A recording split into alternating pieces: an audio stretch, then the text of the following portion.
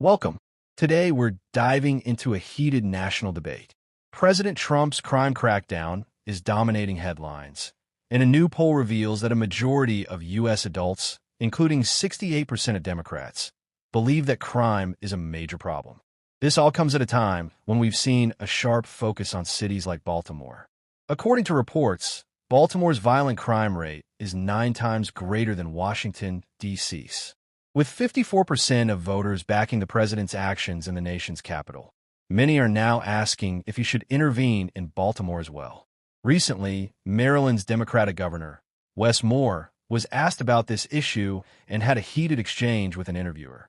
The governor was challenged on his previous comments, where he had suggested that the president's focus on crime was just a game. The interviewer pressed the governor, stating, "Do you know where Baltimore ranks among American cities for violent crime?" The interviewer then revealed the answer. Baltimore ranks 3rd in the nation. In fact, all of the top 10 cities with the highest crime rates are run by Democratic mayors under Democratic policies. Governor Moore responded by pushing back on the idea of partisanship, saying the idea that this is about partisan politics is what makes people so upset. Public safety is not about a political party. He went on to highlight his own actions, noting that he's made the largest investments in local law enforcement in Maryland's history, including over $50 million for the Baltimore City Police Department alone. The conversation then turned to whether the governor would accept federal help, with the interviewer asking, if Baltimore still ranks 3rd in the nation despite those efforts, wouldn't you welcome federal help from the president? Governor Moore confirmed that he would, but with conditions, stating he'd welcome support for things like license plate readers and banning ghost guns, while expressing concern about federal cuts to public safety budgets. Finally, the discussion shifted to a more personal topic, a controversy surrounding the governor's military record.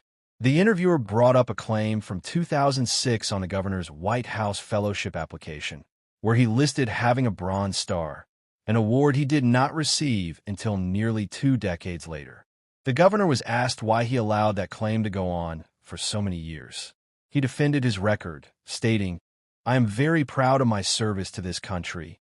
I was recognized by the United States Army with both the Bronze Star and the Combat Action Badge." He expressed pride in his service and the soldiers he led.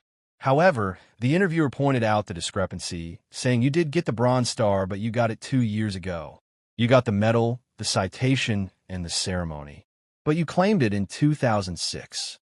The host concluded by questioning the governor's honesty, stating that while his service is respected, whether or not you are telling the truth as a politician does not look like good evidence of your willingness to tell the truth.